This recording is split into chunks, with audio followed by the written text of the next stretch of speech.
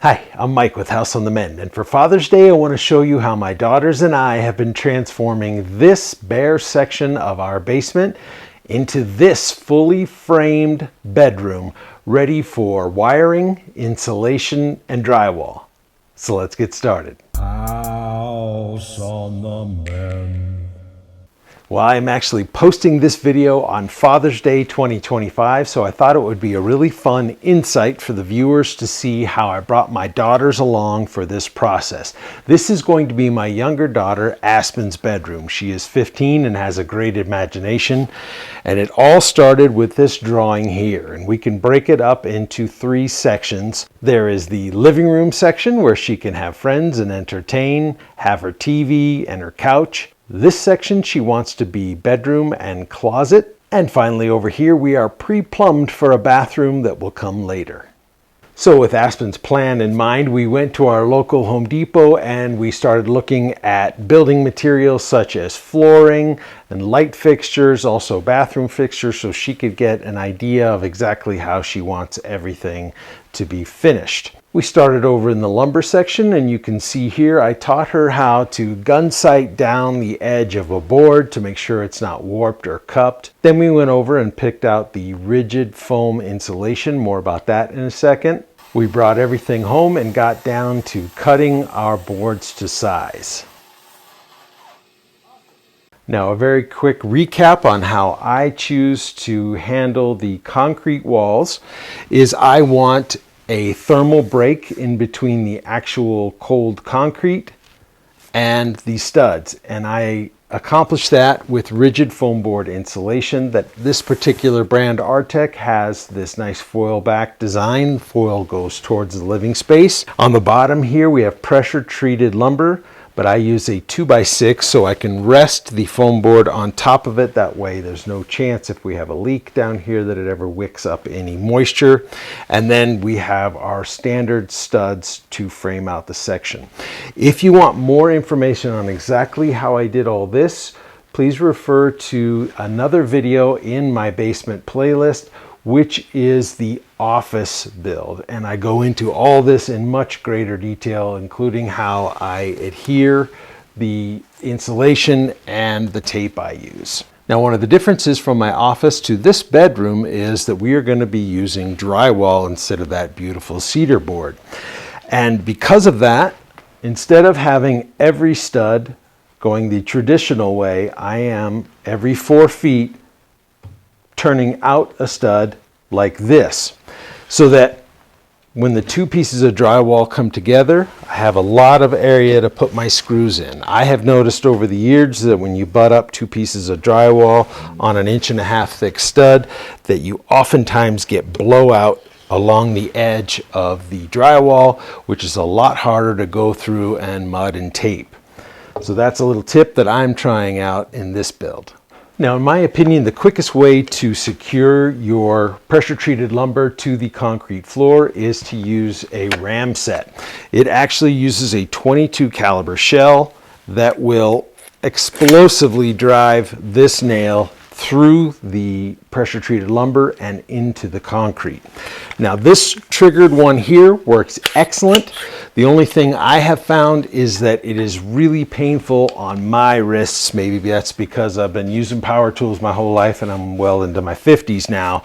So I have been taking just a standard yoga block that is kind of cushioned, and when I put the ram set down onto the lumber, I am holding it down to engage the trigger mechanism with the yoga block to take up that shock. Now, you might be saying, Mike, why don't you use this one that they make that you hit with a hammer?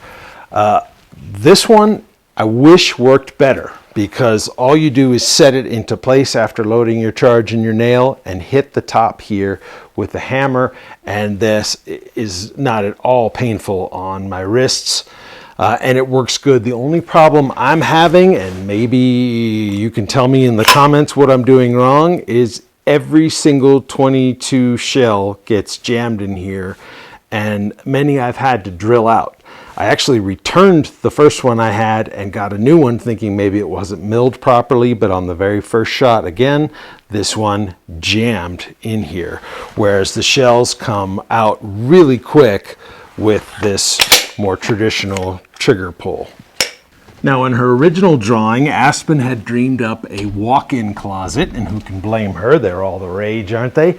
Only problem is she wanted this actual bedroom space to be pretty small to give her more living room space. It's really just going to have room for a nice sized bed in the foreground here, her dresser over here, a closet, and then she wanted a place for the mirrors. So we instead decided to make a closet with sliding doors that are going to be mirrored, and that way it makes the room look bigger to the eye when you have mirrors, and the doors that would be for the walk-in closet will also double as nice dressing mirrors. So for this closet, we decided to go with 2 actual spaces, basically 2 doors that are going to be about 4 feet wide when they're done. They will ride on tracks and just be guided by a channel up here. So for that reason, I did not have to make the header anything substantial. It's just a couple of 2x4s. We have a power outlet inside here because I want to put a small, really nice looking remote controlled space heater right by the bed. It gets kind of cold down here at about perpetually 55 to 65 degrees depending on the time of year. So that way I can hide the wiring inside the closet behind the clothing. Now, as you can see here, it's pass-through. So you're thinking, wow, by the time you get to the center, your rod is going to be bowed down. But instead, what we're going to do is have half the closet a nice built-in like this. I've installed those for customers before, and they're really nice. And then coming off of the side of that built-in will be rods coming over here. So in this back section, I'm going to reinforce with 2x6s so that I have a spot to secure them to. Now, if your girls are anything like mine, they've already gone to the store and started purchasing things to decorate the room. So we're going to need a place to put all this. And just like in the office build, I am going to install these floating shelves, and we are going to light them with the same circular LED dimmable lighting as in the office build. Now, one of my favorite tools to have on a job site such as this would be a laser level. This one is made by Dovo. I did a complete review on it. And then I purchased this pole with my own money. I'll leave links to both in the description below. So the reason I like them so much is you get both the horizontal and vertical lasers. You can turn them on and off or all on at once. The nice thing about this is the horizontal lines are great for the shelves. They're great if you want to hang all of your electrical boxes on the same plane. They are fantastic for laying out for your window wells so that you can get them perfectly aligned with the window frame as you see here, which comes in when you're trimming later. Now, the vertical line is just as important, especially when putting up the walls. So I like to use it to pre-mark where the floor plate and the top plate are going to finally rest so that we know our walls are perfectly plumb. In this shot, you can see Aspen and I putting up the top plate. We had gone up to the joists that are the subfloor for the part of the house above, and we had marked on them where the laser level hit so that we knew when we put up that top plate, it was perfectly in line with the floor plate. Now, unlike the atypical way I do my perimeter walls in the basement, when it comes time for the interior walls, I do them the classical way. And that classical way is right here on the ground. It makes it so much easier because you can use nails on the bottom and up on top to secure all these studs. So for the bathroom, we elected to have a standard square door opening. But for the transition between the living space and the bedroom space, Aspen wanted an archway. So I've been working on taking plywood, rounding it to the shape that would be equal to the standard door opening, and then cutting trim pieces here that we can adhere some sort of cover. Now for our archway, we have basically two options for filling in this void. One would be if your local hardware store or supplier has 1/4 inch drywall. Your standard drywall is 1/2 inch or 5/8. But if you can find 1/4 inch, the professionals will cut that out and they will put a piece in, secure it, and then double it up with a second piece to get a nice arch, but still have it be a 1/2 inch for when they do the rest of the opening. Now, if I can't just readily find that off the shelf, I don't think I want to spend the extra money to special order it, so I'll probably just use 1/8 inch Luan to trim out this area, come back and fill in the natural grain with joint compound, sand it down, and with a nice bullnose edge, we'll never know the difference. Now, my older daughter, Justice, is home for summer for college, and she helped me to lift both of these walls into place. The first one here being the small one that separates the living room area from the bedroom, and then this larger wall here. Now, Aspen wants to have one of those sliding barn doors, or maybe two that split and open to cover this archway in case she's dressing while she still has company in her living room area.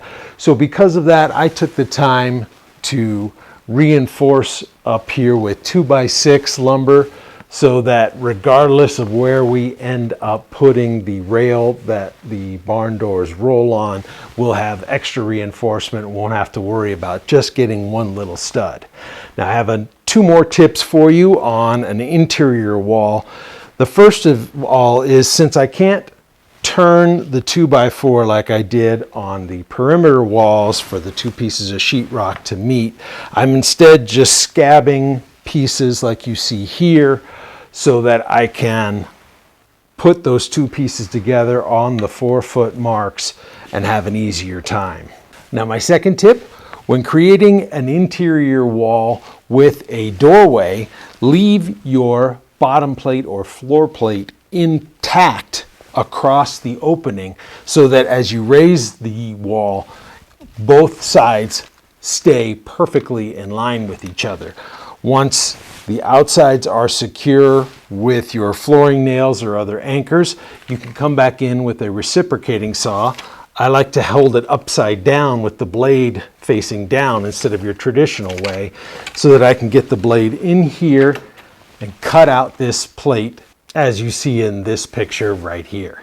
Now, I know my face is backlit a little by our nice bright hallway, but this is where all of the wiring is starting, so I put a couple pieces of drywall here so I could show you. Now, way down deeper into the basement, as you can see in the sub panel I installed, I ran Romex cable up through the ceiling joists, down this wall by the bathroom, all the way across, and I'm starting to put the wiring into the electrical boxes. So this is another two great uses for our laser level. Number one, I like to have the wiring in a exact height all the way around any room I'm wiring. That way I know later on when I'm installing any cabinetry or any other furniture or doing any other construction, I know right where that wiring is, unless it's going down or up the wall. And then, of course, the ceiling is really no problem at all. Speaking of going up or down the wall, I have a couple outlet boxes example here. Another great use case for the laser level is all my boxes are at the exact same height at the kind of off the floor level. This one up here is for Aspen's TV. She wants to have a nice TV right here hanging from the wall, so I am going ahead and putting in an outlet box that will go behind that TV ahead of time. Keep in mind, code says within 12 inches of any electrical box, you need to staple and secure your wiring to the stud. Well, as you can probably tell by the window wells no longer being brilliantly bright, we're losing daylight, and I want to get this video uploaded for Father's Day. So if you found this video helpful, will you please give it a thumbs up? It's really helpful to the channel. Also, please consider subscribing. This is just the first episode in this bedroom build that's going to take several. Plus, I have a whole playlist on my entire basement build, as well as a playlist for my tool reviews, and I think you would find those entertaining and helpful. Plus, it's free. Just click on subscribe, and it really helps the algorithm to start suggesting these videos to more users that might find it useful as well. Now, by the next episode, I will have finished putting all the wiring in, and these perimeter walls will be ready for rock wool insulation. Then we can put resilient channel up across the ceiling joist, which is a sound deadening item that I like to use before putting drywall on the ceiling, drywall on the walls, and then we'll see how much time we have left. Maybe the next episode where we get into all the really fun finishing details, such as the floating shelves, trimming out the windows, etc. Until then, thank you for watching.